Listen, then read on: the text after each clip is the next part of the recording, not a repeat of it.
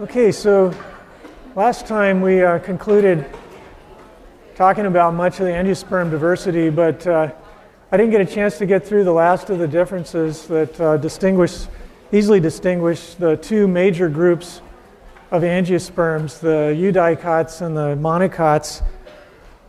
And this is important because in talking about seed germination afterwards, there's some major differences there. And also with regard to the structure and growth of angiosperms, the eudicots and the monocots differ pretty dramatically in really interesting ways. So this isn't just a completely esoteric discussion about the distinction between these two major groups of flowering plants. And so today we're going to move from talking about diversity in general and start talking about the structure and function of plants and really the elegant anatomy and morphology of plants and the ways in which they grow, which are pretty conserved across the groups of flowering plants, as well as in other cases other vascular plants. And they follow some basic rules which are really elegant and fairly easy to understand, although you have to keep sort of a three-dimensional perspective as we go through this. Okay, so last time I went through these few characters here that distinguish monocots on the left from eudicots on the right. The single cotyledon, of course, the basis of the name here, in monocots, which is the derived feature, this single embryonic leaf. And I'll talk more about this in a minute. And then two cotyledons, or two embryonic leaves in eudicots, which is ancestral in flowering plants, the monocot condition being derived. As far as leaf venation goes, the leaves have the veins oriented in this parallel pattern, typically in monocots, which is a derived feature, versus in eudicots, we have more of a net-like, openly branching sort of venation pattern, which is something ancestral in angiosperms. And we're going to get into the stem anatomy a lot more, but I'll just mention again the vascular tissue, the conducting tissue that transports water and sugars through the plant. In angiosperms and in general, the xylem and phloem, which we're going to talk about, is in these little bundles that run through the stems, but in monocots, the bundles are scattered through the stem. This is a cross section. And you can see how the bundles run down the stem here. In eudicots, though, the vascular bundles are arranged in a ring, and this is really important when we get to talking about how wood and bark are formed in woody plants that undergo secondary growth. But more on that in a minute.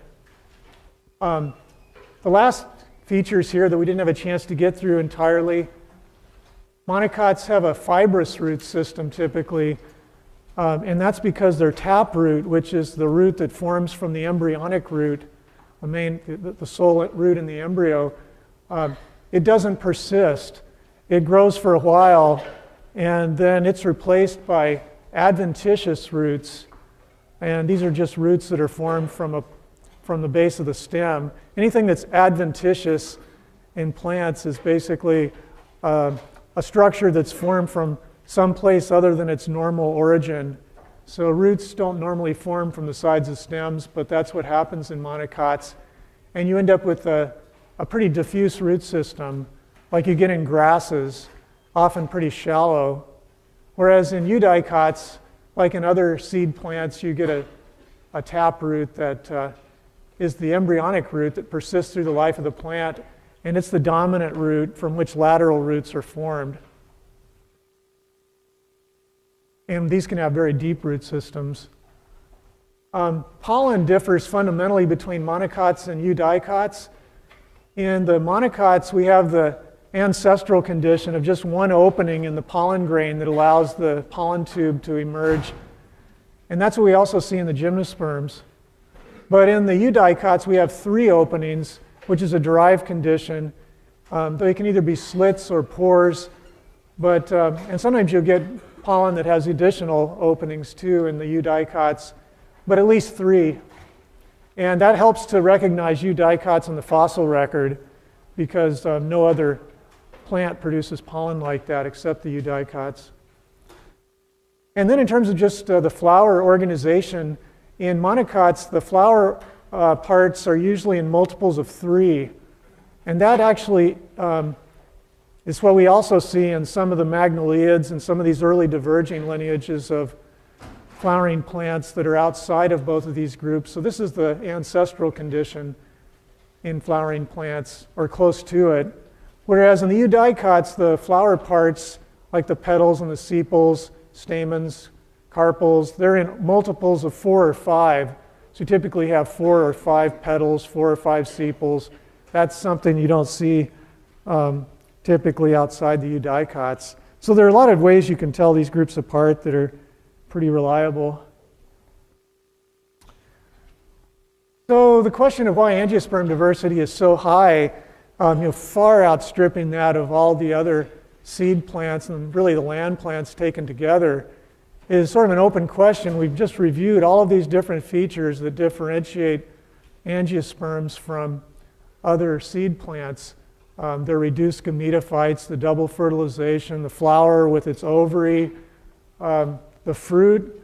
There's a bunch of features there that distinguish them, but one intriguing possibility that might explain a lot of the diversity is the fact that they've undergone so much coevolutionary change with other organisms in regards to pollination and dispersal that we talked about, as well as with herbivores, that has led to really rich secondary chemistry. There's some evidence now from looking at groups. There's so many groups of angiosperms that you can do interesting comparisons across traits, and some of the floral specialization that I mentioned last time, for example, bilateral symmetry of flowers, traits like that seem to be associated with bursts of diversification. So it really does appear that to some extent the coevolution of flowering plants with animals and other organisms has in part led to this increased specialization and increased diversification. And in fact, of course, there's so many flowering plants that we don't really know how many there are. They're being discovered and described faster, or at a slower pace, unfortunately, than they're going extinct. They're still being discovered at a very fast pace, but especially down in the tropics, the rate of deforestation and loss of flowering plant diversity is so high that there's a real race against time for botanists to try to describe and, discover and describe and try to protect some of this diversity and characterize it in terms of its ecological importance and its potential economic importance. Because most of our food, a lot of our medicines, our wood products, and in some cultures their fuel is really crucially dependent on angiosperm diversity. And so this is something that we really have to take seriously and try to invest more in.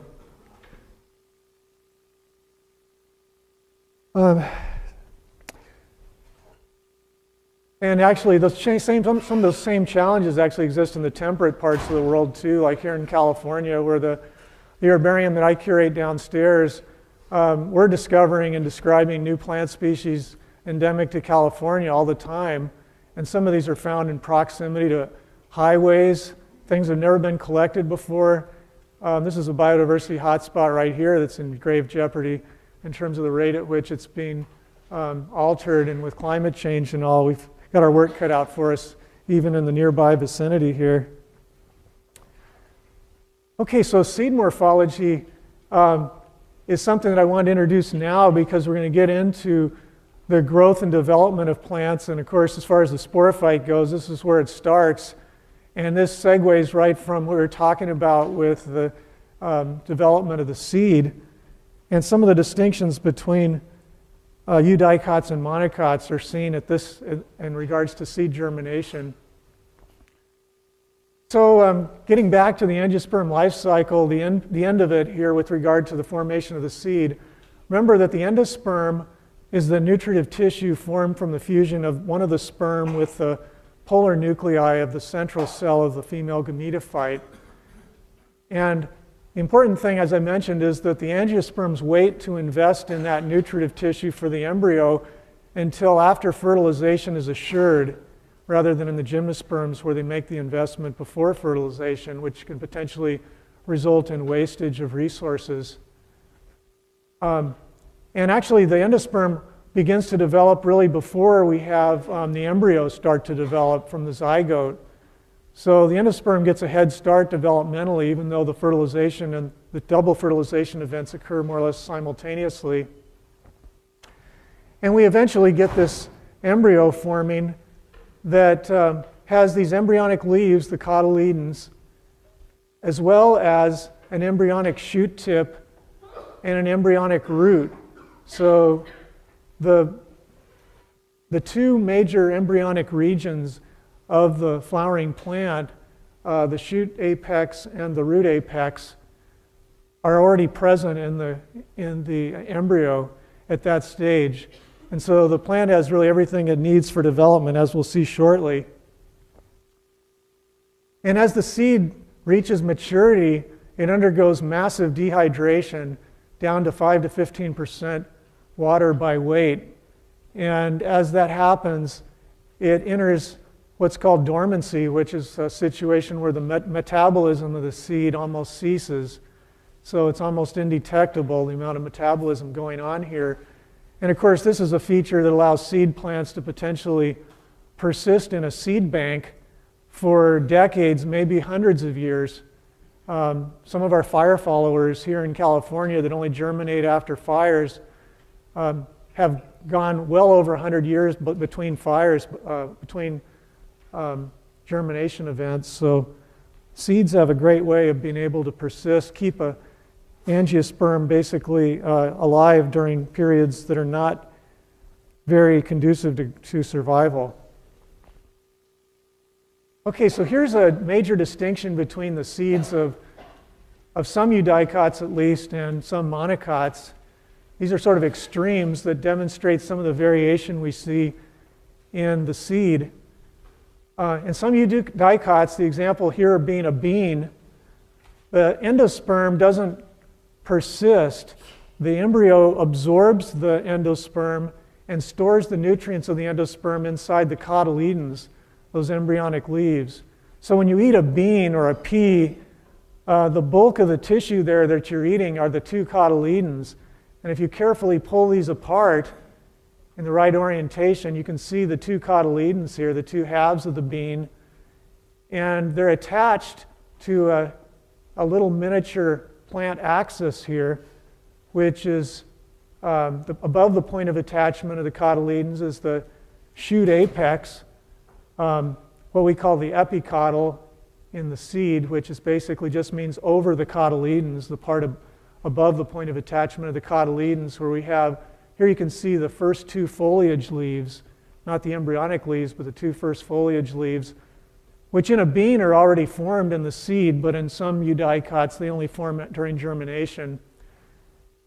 And then below the point of attachment of the cotyledons, we have what's called the hypocotyle, which is just means below the cotyledons, the part of the stem, the embryonic stem that's below that point.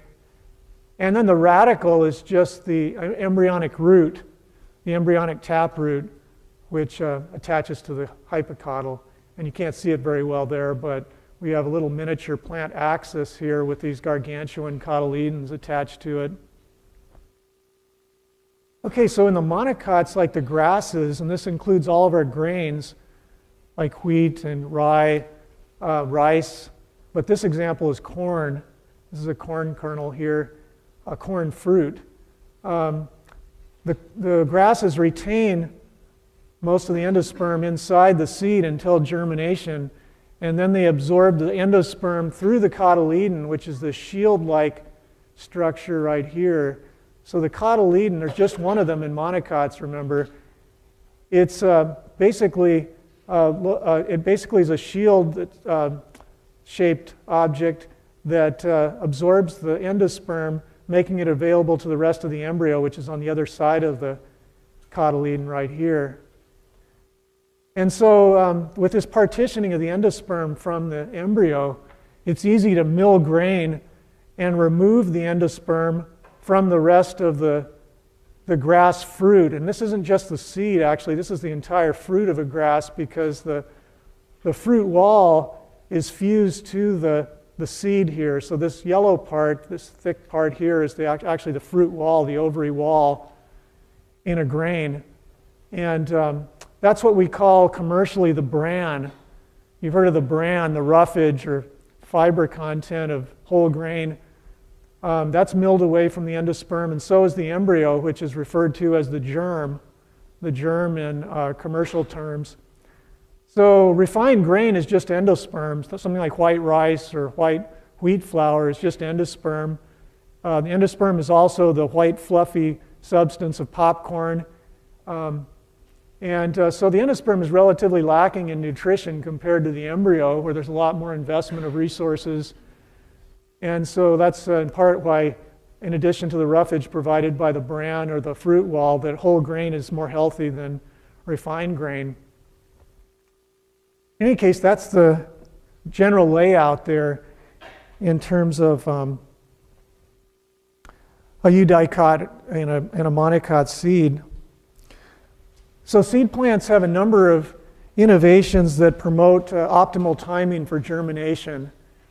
And this is really important because the establishment of a seedling at the seed stage, when it's undergoing germination, that's the period of highest mortality. That's the most vulnerable stage in the life of a plant. So if you look at a mortality curve for plants, the mortality peak is right during the establishment of the seedling, when it has to get a root system down in contact with moisture so it can draw water up into the plant, which is exposed to most of the plant, the shoot system's exposed to the atmosphere. We also have to get the plant up into the light, so the shoot up into the light, so it can actually start producing food from light and carbon dioxide. So it's that period of time that plants are in really major jeopardy to get established in this land environment. And so the timing, the cues that stimulate germination vary widely across plants. Even really closely related wild plants can have really different cues for germination, and they're often complex, but they can involve things like light. Some small-seeded plants might need light to germinate. That makes sense because they need to be close to the surface in order to successfully germinate. They might need a cold period that simulates winter, so that they don't accidentally germinate too soon and are killed by frost, or potentially by frost, or in some parts of the world, insufficient light to be successful. And they might need chemical cues like are required from passing through the gut of an animal, or from smoke or charcoal in the case of fire followers. And there might be combinations of those cues that are necessary in addition to the presence of abundant moisture. So moisture alone doesn't necessarily result in germination. Our crop plants have been selected to germinate readily, and so they're not a very good gauge of how diverse plants are in terms of their adaptations to different kinds of cues for germination. So in the process of germination, what basically happens is that the seed starts after it's been stimulated to germinate, which can be a hormonal response. We have water starts to be absorbed by the seed. It starts to resume metabolic activity, and as it swells, it ruptures the seed coat, and then we get the emergence of the seedling. And this happens in two very different ways in the eudicots and the monocots that I just mentioned. So in the eudicots, like the beans, what we see is, first of all, in both the eudicots and the monocots, we have the emergence of the root. So the roots emerge first, and they have positive geotropism, which means that basically they grow with gravity. And this is a hormonally induced response that results in the root growing down into the soil. the taproot grows quickly in both the monocots and the eudicots. They start producing root hairs, which increase the surface area of the root. And you'll see that in the video in a second. But these root hairs are just epidermal outgrowths that increase the surface area from which they can absorb water and minerals. And in the case of the monocots, as I mentioned, the taproot doesn't survive very long, but we start getting these adventitious roots forming from the base of the shoot that create the fibrous root system. So after the root system is actually pretty well established, only then does the shoot start to emerge from the seed, or start to emerge from the ground, I should say. And the first thing that we see happening in the eudicots that are similar to the bean here is that the hypocotyl, that region below the attachment of the cotyledons, the lower part of the embryonic stem, it starts to grow up with negative geotropism, growing against gravity. And as it emerges, it forms this germination hook that you can see here. And so by doing that, by having the hypocotyl rather than the other parts of the shoot respond to be the leading edge of the growth, this pulls the cotyledons and the protected shoot apex through the soil. Shoot apex is shielded between these cotyledons.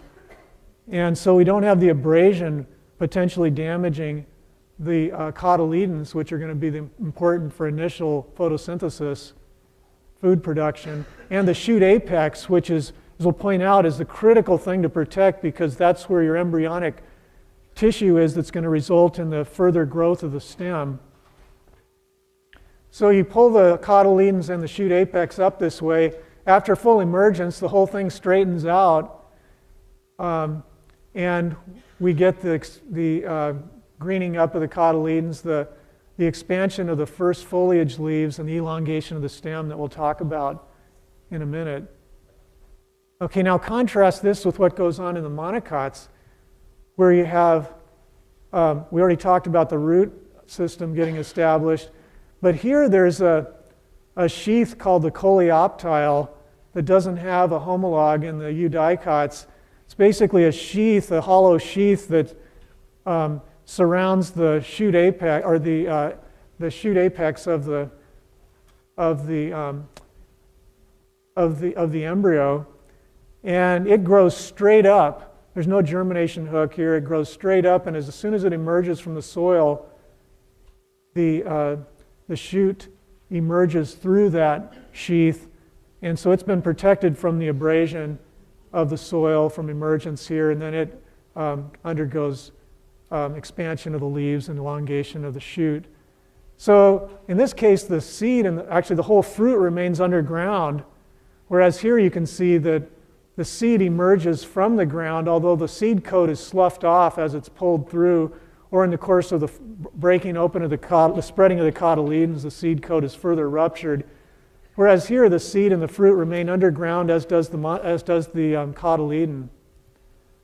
So it is a really different sort of development in the case of eudicots and monocots. And so now we're going to look at this process in video. And so you'll see these steps. We're going to first look at a bean emerging. So you can see here the roots starting to form. And these are the root hairs on the taproot. So we have rapid growth. And now that happened quickly, but you can the germination hook, and it formed. The thing straightened out. Here are the cotyledons. You can see the two cotyledons expanded. And now the shoot apex here, the epicotyl, will start to grow.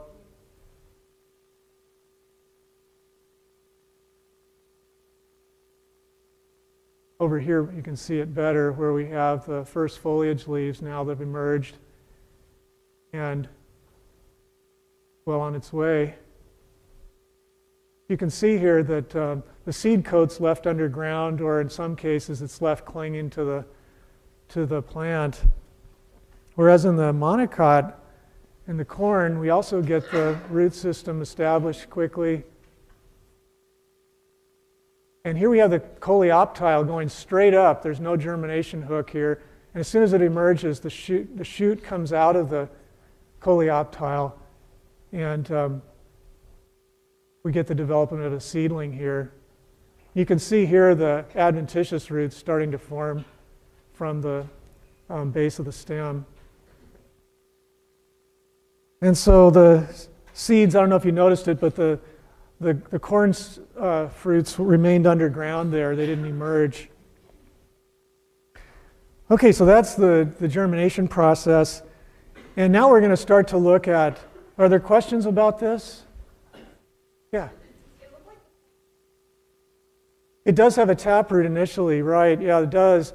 And it lives for a while. It was living through that whole part of the video we saw there. And you could start to see the development of those adventitious roots, but the taproot wouldn't persist indefinitely. Yeah, good point.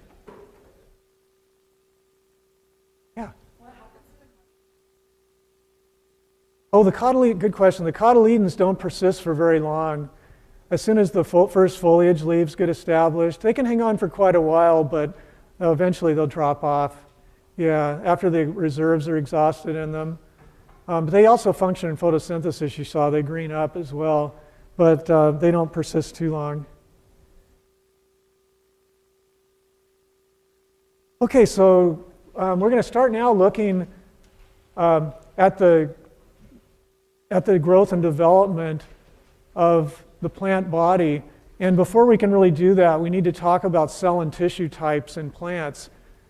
And there's some really distinct cell and tissue types that we see repeated over and over again in different plant organs. So the first type of cell that we're going to talk about is parenchyma. And parenchyma is a cell type that's good to start out with because these are the most metabolically active cells in the plant. These are the cells that undergo photosynthesis, responsible for storage of food, for example. And they have also the capability of continuing to divide and differentiate into other cell types if there's wounding of the plant. But at maturity, they're typically not dividing, and they have very thin walls. You can see here the thin walls of a parenchyma cell that allows them some flexibility. So these cells can be fully mature in parts of the plant that are still growing, and they're flexible enough to conform to that. So that's a major cell type within the plant body in general. Another type is parenchyma. And parenchyma, like parenchyma, these are cells that are living at functional maturity, which may sound a little bizarre because isn't everything living when it's mature? But actually, some of these cell types we're going to be talking about right away are not living at functional maturity. That is, when they actually are functionally active or when they actually serve a function for the plant. But parenchyma cells have unevenly thickened walls. You can see all this dark staining area. These are cross sections, by the way. So you can see that the walls are thickened unevenly here, which gives them some rigidity and strength. So this type of cell can impart some structural support. But these cell walls are just primary walls. We'll get to secondary walls in a minute, but primary walls retain some flexibility. So even though these have some structural, can provide some structural support, they also have flexibility and can occur in growing parts of the plant. So they can provide support in growing areas. And we often find these kinds of cells just inside the epidermis, the outermost layer of cells on a plant, and especially in the primary plant body, which we'll get to that in a minute. So an example, let's see, first of all, for parenchyma, I should mention that these are cells that are widely found throughout the plant body. They're much of the soft tissue in a plant. So if you eat a fruit, for example, a lot of that tissue is parenchyma. Whereas parenchyma, what you might be familiar with there is if you bite into a stalk of celery, the strings that can get caught between your teeth in those in a stalk of celery, which is a petiole of a celery leaf. That's collenchyma. So if you've pulled those out of your teeth, you'll notice that they're green. They're living cells, and they do provide some structural support, as you can appreciate. They're pretty strong. So a third tissue type, or third cell type, is sclerenchyma. And sclerenchyma cells are dead at functional maturity. So when they're fully formed, the protoplast dies, and they become hollowed out. And before they die, they lay down secondary wall between the primary wall and the cell membrane. And these secondary walls are not only adding thickness to the cell wall, but they also are impregnated with lignin, which is a compound that imparts rigidity to plant parts. And so examples of sclerenchyma are things like, well, there are a couple of different types of sclerenchyma. There are sclerids, which are not elongated cells, but provide structural support. For example, the seed coat, rigid seed coats are made of these really tough sclerids, as is, say, the outer fruit wall of a nut, like a walnut shell, something like that. Those are sclerids that impart that hardness. And if you bite into a pear, I don't know if you know, you've experienced that sort of grittiness of a pear fruit. Those are sclerids inside the fruit of a pear, which is otherwise mostly parenchyma tissue, but there are sclerids in there that give it that gritty texture. Another type of sclerenchyma are fibers. Now, fibers are elongated cells that form thread-like. They're often in a thread-like organization. And you might be familiar with fibers for like hemp fiber, which is used traditionally to make rope, or flax fiber, it's used for weaving. Fibers are really tough and impart rigidity to tissue, but these sclerenchyma cells are only formed in parts of the plant that have quit growing, because sclerenchyma is rigid and it can't elongate, it's inflexible.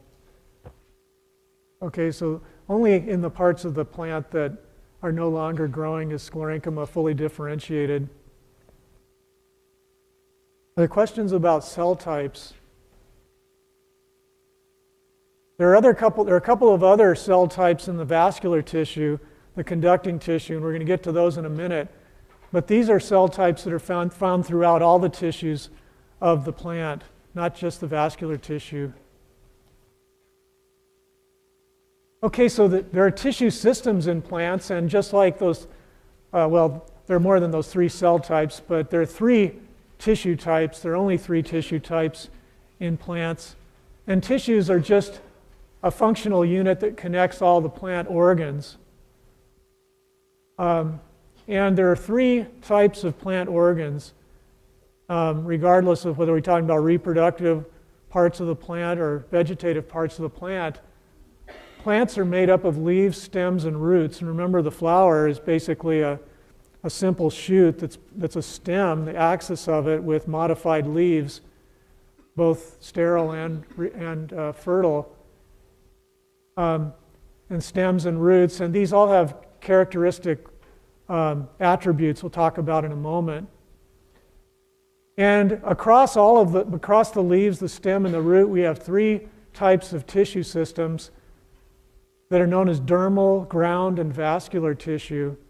So the dermal tissue is the tissue that forms the outer protective covering of the plant. So the outermost layer, in the case of the primary plant body, just the epidermis, a single cell layer in thickness. When we get to secondary growth, it can be more than one layer in thickness. And then the vascular tissue in purple here is the conducting tissue, conducting water and food, sugars and other organic nutrients. And the ground tissue in yellow here is basically everything else, mostly parenchyma, that is the most metabolically active tissue in the plant. And you can see how these three different types of tissue, with the exception of the epidermis, actually the vascular tissue and the ground tissue are organized in different ways in the three different organs. So there's a very different organization, for example, the vascular tissue in the stem compared to the root, and the ground tissue as well, and the same applies to the leaves. But it's all interconnected. It's all a unified whole. These tissue systems are all interconnected across these three organs, three types of organs. But we'll talk about the shoot system and the root system separately in terms of development because they are so different anatomically and developmentally. The same applies to the leaves, actually. So the dermal tissue, as I mentioned, this is just the outer protective covering of the plant body, which in the primary plant body, which is all there ever is in a monocot, in almost all monocots, and in all non-woody eudicots, the dermal system is just the epidermis, a single cell layer in thickness around the outside of the entire plant. And it's typically covered with this waxy substance called the cuticle, or waxy substance that constitutes the cuticle, which you can see is typically thicker on the outermost walls, the ones that are most exposed to the atmosphere, than on the inner walls. And this cuticle is critical, of course, to provide a barrier so that we don't have water loss from the plant out into the atmosphere.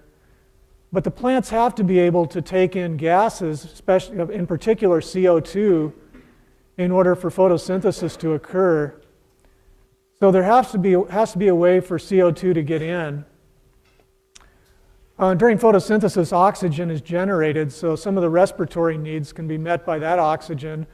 But sometimes oxygen needs to be taken in through the epidermis as well.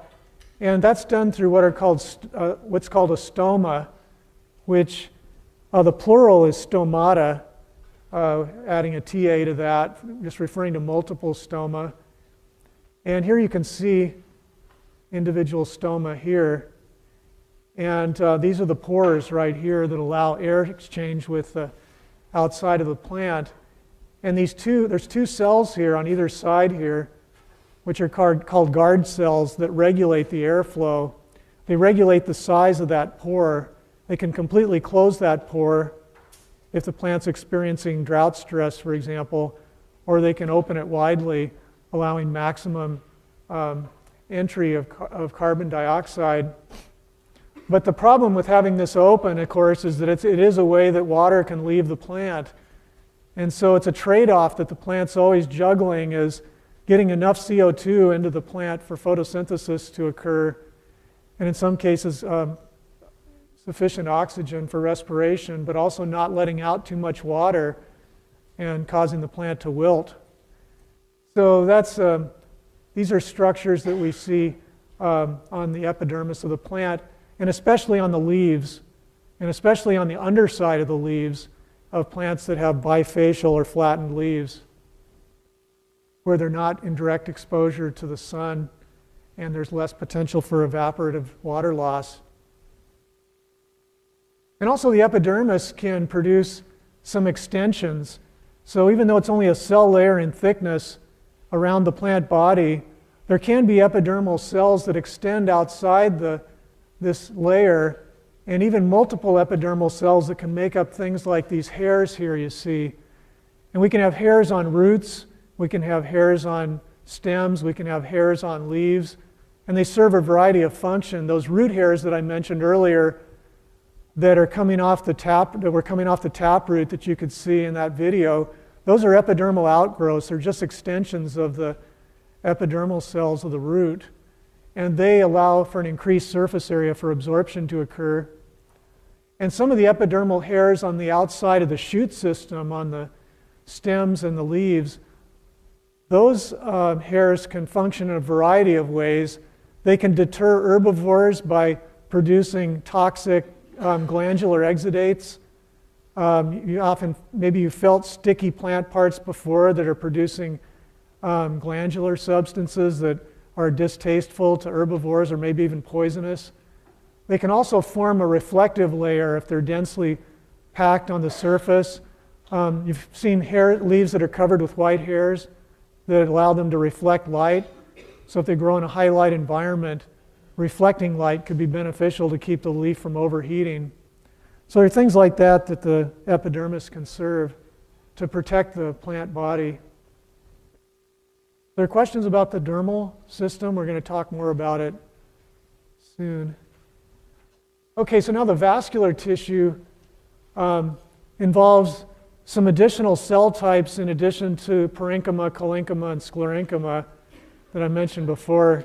Yeah, unfortunate names, but we're sort of stuck with those names.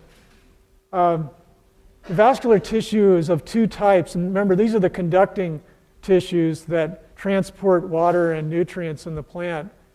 So there are just two discrete types of vascular tissue.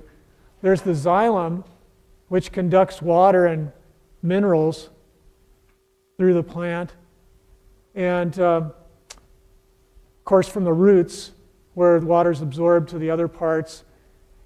And the xylem has a couple of types of cells that we haven't seen yet, namely tracheids on the right here, and vessel elements here on the left. And like sclerenchyma, these are cells that are dead at functional maturity. So the protoplast dies and disappears. And these are basically hollow tubes that conduct water. And they're arranged together in a conducting system, basically a plumbing system through the plant. And tracheids are the type of conducting element in the xylem that's found across all vascular plants. And in fact, that's why the vascular plants are technically known as tracheophytes, which just means tracheid-bearing plants. Because even though some mosses have conducting tissue, it's not homologous to tracheids. Now the tracheids and the vessel elements, like the sclerenchyma, are not only dead at functional maturity, but they have secondary walls that are laid down before the cell dies on top of the primary wall. So these thicken the walls, make them stronger, and again, like in sclerenchyma, the walls are impregnated with lignin, the strengthening substance that imparts a lot of strength to these particular types of cells, and that's really important for them to be able to withstand the kinds of pressures, negative pressures that they're under during water conduction. The water moves between these tracheids not by actually big openings between them, but by places in the tracheid where the secondary wall wasn't laid down and where there's just primary wall that's very thin. And that's what we call pits. And you can see pits along the side of the tracheid. There are also pits here along the side of the vessel element. And so water can move through these primary walls. There are small holes, very tiny holes in the primary wall. But you might think, well, that doesn't sound very efficient to have the water have to cross these membranes or try to cross through these very small openings. But one of the functions of having, one of the benefits of having some restriction to movement here is that it prevents air bubbles from moving through the conduction system. So if an air bubble forms inside of a tracheid, that's going to prevent conduction from continuing. And it's much more difficult for an air bubble to move through these small openings than it would be if there were large openings.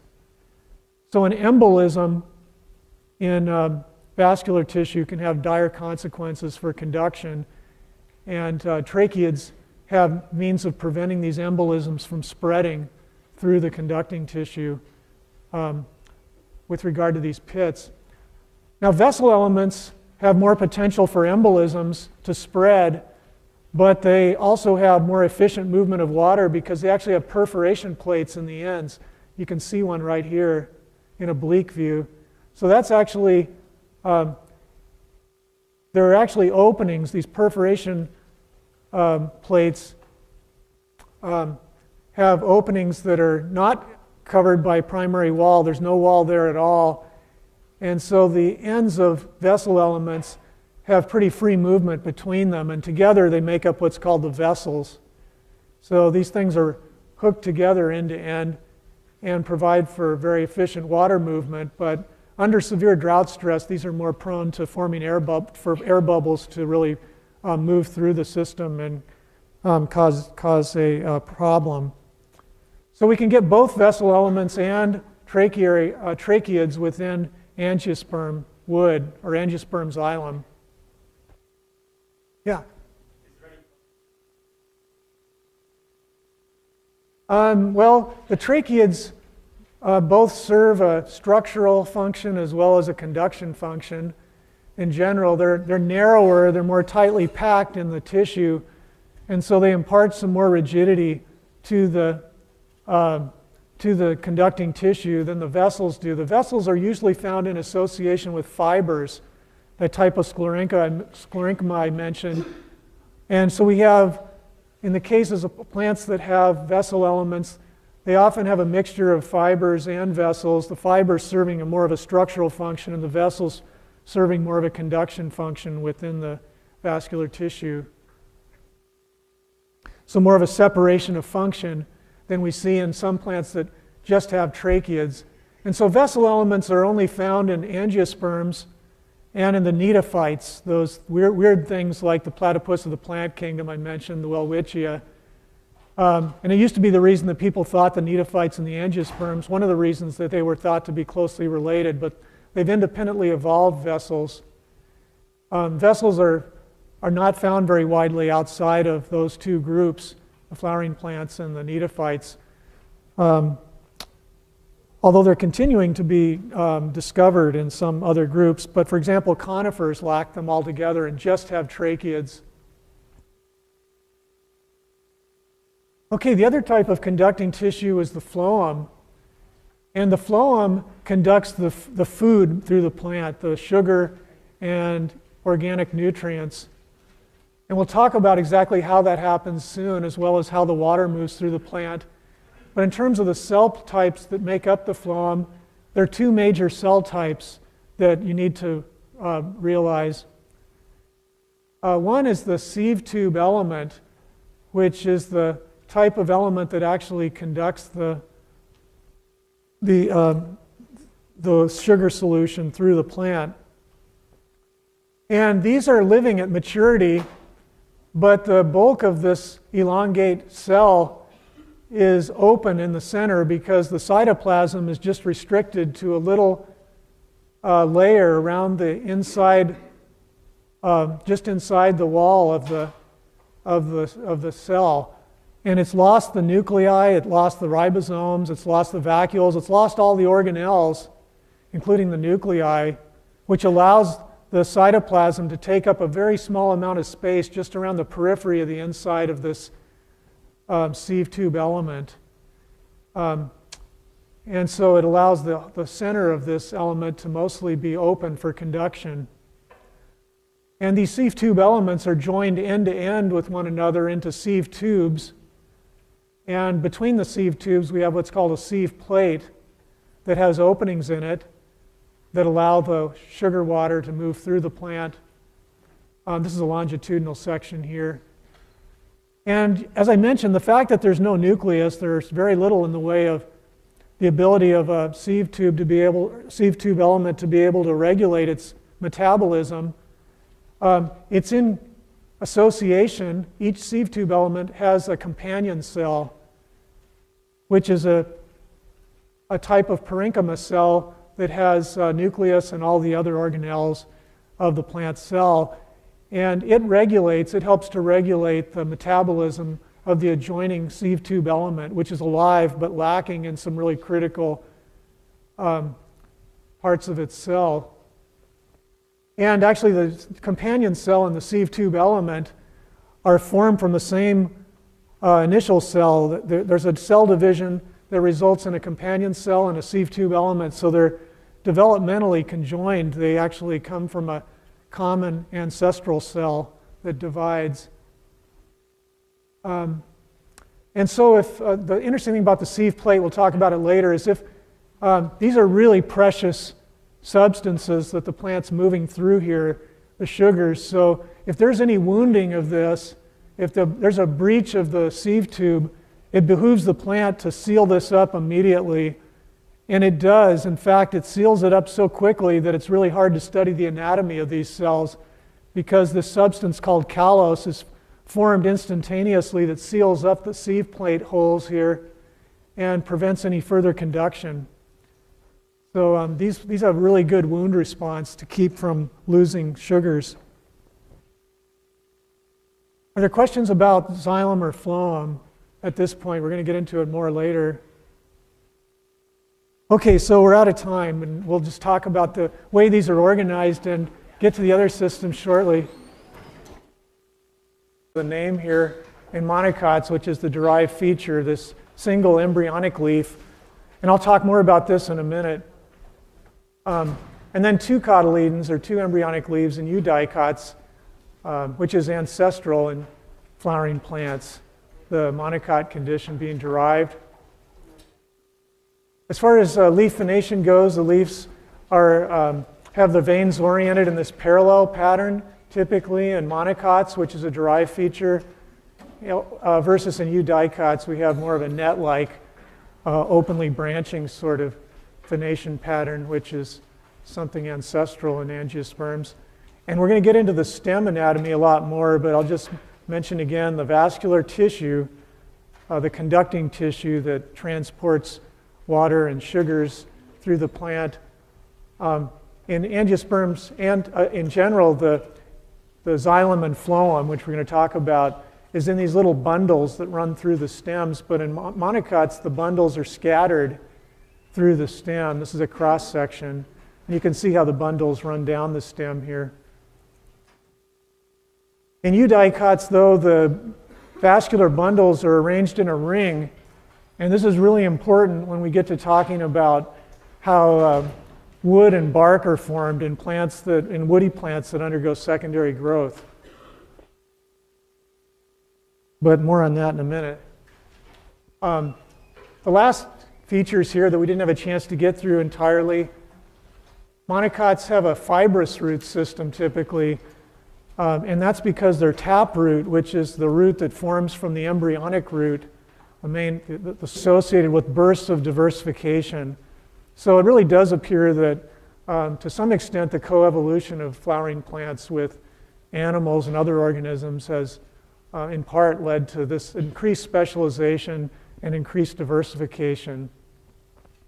And in fact, of course, there's so many flowering plants that we don't really know how many there are. They're being discovered and described faster, or at a slower pace, unfortunately, than they're going extinct. They're still being discovered at a very fast pace, but especially down in the tropics, the rate of deforestation and loss of flowering plant diversity is so high that there's a real race against time for botanists to try to describe and discover and describe and try to protect some of this diversity and characterize it in terms of its ecological importance and its potential economic importance, because most of our food, a lot of our medicines, our wood products, and in some cultures their fuel is really crucially dependent on angiosperm diversity, and so this is something that we really have to take seriously and try to invest more in.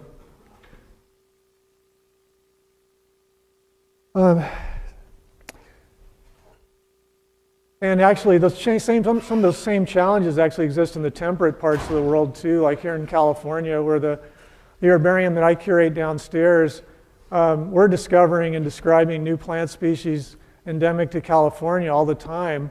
And some of these are found in proximity to highways, things that have never been collected before.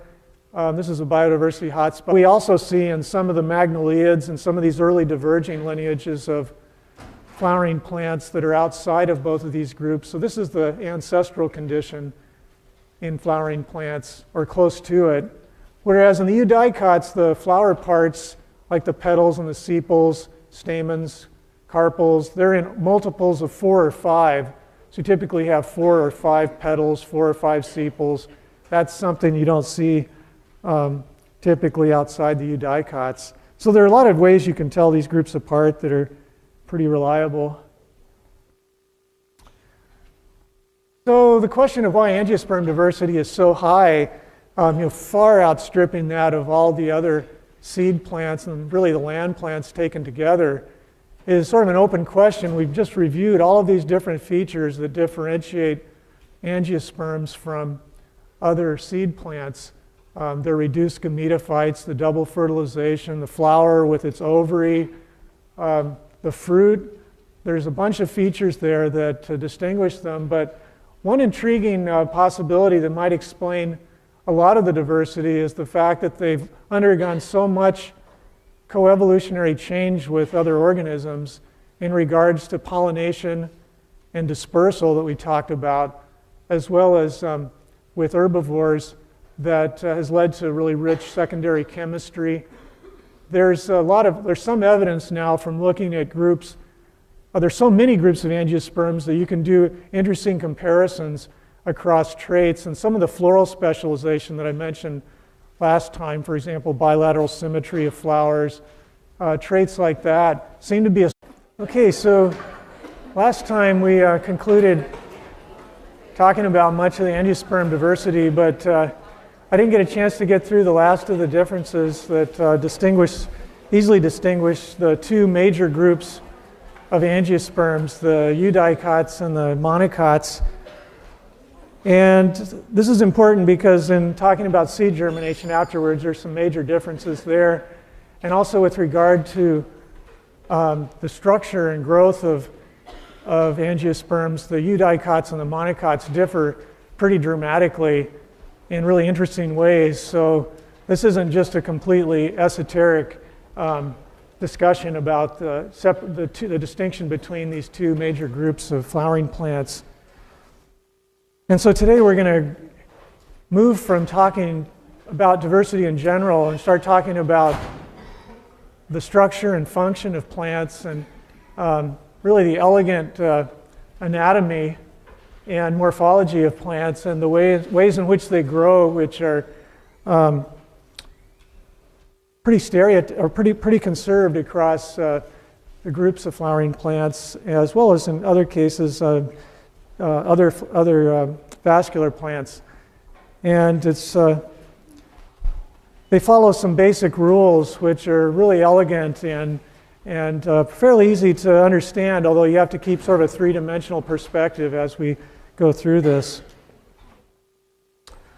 Okay, so last time I went through these few characters here that distinguish monocots on the left from eudicots on the right.